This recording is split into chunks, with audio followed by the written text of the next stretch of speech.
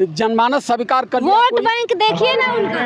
Vote bank नहीं, चंद्रशेखर रावण का vote bank बड़े पैमाने पर हो चुका है। चंद्रशेखर रावण का जो वोट है वो बुद्धिजीवियों का वोट है, वो देश के सम्मान के लिए संघर्ष करने वाले लोगों का वोट है।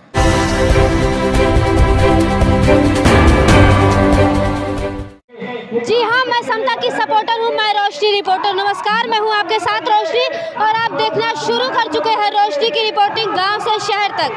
हम आजमगढ़ में हैं और आजमगढ़ में एक सामाजिक न्याय की रैली की गई है। जो मुख्य अतिथि जो इसको संचालित एक तरीके से करने वाले हैं, जिनके नेतृत्व में किया जा रहा है, वह है चंद्रशेखर आजाद रावण। आप मेरे पीछे देख सकते हैं, युवाओं की फौज है, पीछे बहुत ही ज़्यादा पब्लिक है और पब्लिक इतनी ज़्यादा है कि मतलब वॉलंटियर लोग भी परेशान हो जा रहे हैं। उम्मीद से कहीं ज़्यादा पब्लिक आ चुकी है, जबकि अभी तक चंद्रशेखर आज़ाद का आगमन नहीं हुआ। और मंच पे जो मिशनरी गायक है हमारे साथ, जिन्हें फ्रेम में आप देख पा रहे हैं, इनका नाम है राजकुमार यादव, मिशनरी गायक है। आप सोच रहे होंगे कि एक यादव केवल मिशनरी कैसे हो सकता है। ये आजमगढ़ के, इनका नाम बहुत सुना था मैंने और मंच पे देखा तो मुझे लगा एक बार बात करना चाहिए मुझे। स्वागत है सर हमारे चैनल पे आपका। सादर जय भीम, नमो बुद्धाय। अच्छा सर, ये बताइए कि आपके नाम के पीछे एक टाइटल लगा है, एक जाति, और जिसको जाति को खत्म करने की आप लोग बात भी करते हैं और आप खुद ही जाति लेके घूम रहे हैं। इसके पीछे कारण क्या है? कारण ये है कि अभी हम नाम के आगे से यादव हटा देंगे तो हमारे यादव समाज के लोग जान ही नहीं पाएंगे कि आदमी यादव है। मतलब आप लोगों को जनाना चाह रहे हैं, बताना चाह रहे हैं कि मैं यादव हूँ और तुम भी जागो, ऐसा क्या? ये है, जिस दिन हमारा पूरा यादव समाज जाग जाएगा, नाम के आगे से यादव हटा के हम भारती लगा करके और पूर्ण रूप से बुद्ध की शरण में हम लोग होंगे। ऐसा क्यों आपके मन में आया? क्योंकि अभी आप बता रहे थे कि आप 30 सालों से गाना गाते हैं और 19 में आप आए मिशन में। कैसे ये परिवर्तन कैसे हुआ? जब हमने बाबा साहब अम्बेडकर को पढ़ा, तथागत बुद्ध को पढ़ा, संत कबीर को पढ़ा और हमने संत रैदास को, महापुरुषों को जब पढ़ा तो हमारे दिमाग से ये सारे गोबर हट गए। हम कहे कि हम गलत दिशा में। अब हमें जो हमारे महापुरुष बाबा साहब अम्बेडकर जैसे बड़े विद्वान कोई नहीं हुआ, लेकिन बाबा साहब अम्बेडकर ने जो हमें कहा, हम अब तक उसको क्यों नहीं जान पाए।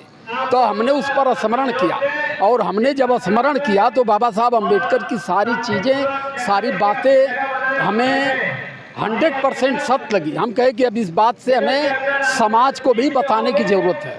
अच्छा सर, एक बात बताइए, ये सामाजिक न्याय मंच है और इस मंच से जिनके जो पहचान है एक तरीके से रावण की, वो भीम आर्मी से है और आप कह रहे हैं कि उनको राजनीतिक रूप से लोग स्वीकार करें, उनको मुख्यमंत्री बनाएं, ये कैसे संभव हो सकता? कारण ये है, जो सामाजिक व्यक्ति होता है, जो सामाजिक न्याय की लड़ाई लड़ता है, उसको जो शासन प्रशासन में बैठे लोग हैं, उसको सामाजिक न्याय की लड़ाई को लड़ने नहीं देते। इसलिए समाज को न्याय दिलाने के लिए, सामाजिक न्याय की लड़ाई लड़ने के लिए पहले तो शासन में बैठना पड़ेगा, प्रशासन को अपनी मुट्ठी में करना पड़ेगा। अभी चंद्रशेखर भाई जितना लड़ाई कर रहे हैं, जान तो सारे लोग रहे हैं। आज इतनी बड़े लीडर के रूप में, समाज सेवक के रूप में पूरे भारत में प्रशस्त हो चुके हैं, लेकिन सेंट्रल गवर्नमेंट और राज्य सरकार आज तक उनको सिक्योरिटी मुहैया नहीं कर। लेकिन राजनीतिक रूप से लोग रावण को स्वीकार नहीं कर रहे, क्या कहेंगे? कौन नहीं स्वीकार कर रहा है? जनमानस स्वीकार कर लिया। वोट बैंक देखिए ना उनका। वोट बैंक नहीं, चंद्रशेखर रावण का वोट बैंक बड़े पैमाने पर हो चुका है। चंद्रशेखर रावण का जो वोट है वो बुद्धिजीवियों का वोट है, वो देश के सम्मान के लिए संघर्ष करने वाले लोगों का वोट है। फर्जी वोट रावण के साथ। आप जैसे जितने भी मिशनरी कलाकार हैं, सभी लोग बहुजन समाज पार्टी को ज्यादातर सपोर्ट करते हैं। आप कैसे प्रभावित हो गए शेखर से?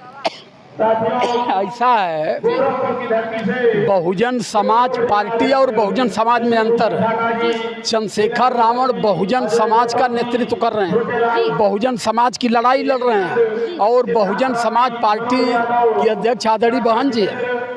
तो हम बहन जी को बुरा नहीं बनाते, लेकिन पहले ही हमने यहाँ बताया कि पिछली पार्टियाँ धीरे धीरे बुजुर्ग हो चुकी हैं। अब युवाओं की ज़रूरत है।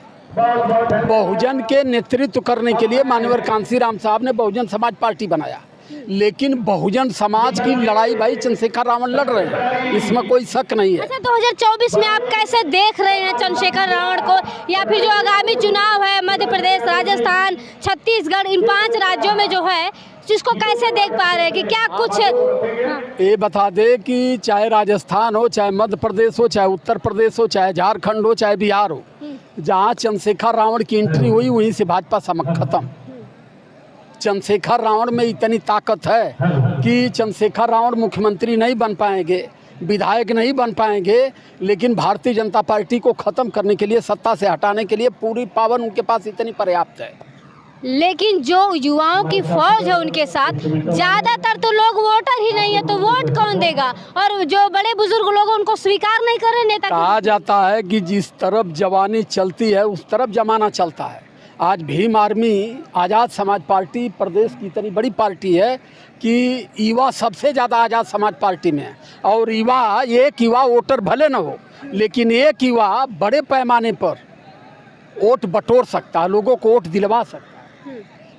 चलिए, बाकी जो आपको देख रहे हैं उन्हें क्या कहना चाहेंगे आप? मैं सबको बहुत बहुत धन्यवाद कर रहा हूँ और सारे लोगों को सादर जय भीम नमो बुद्धाय कर रहा हूँ कि बड़ी पवित्र रैली में आप लोग आए हैं। एक गीत गुनगुना दीजिए सर, जो बहुत फेमस हो आपकी। तुझको नमन है मेरा बहुजनी बनाने वाली, हमको जगाने वाले।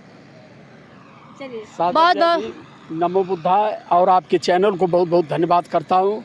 इस तरीके से आप लगे रहिए, क्योंकि बड़े चैनल वाले तो हम लोगों की बात नहीं करते, बस आप लोग ऐसे हैं कि जो बहुजन समाज की रीढ़ हैं, कि बहुजन समाज की विचारधारा को आम जनमानस में पहुँचा रहे हैं। चलिए, बहुत बहुत शुक्रिया। तो ये रहे हमारे साथ राजकुमार यादव जी। यादव का टाइटल क्यों है इन्होंने ये भी बता दिया।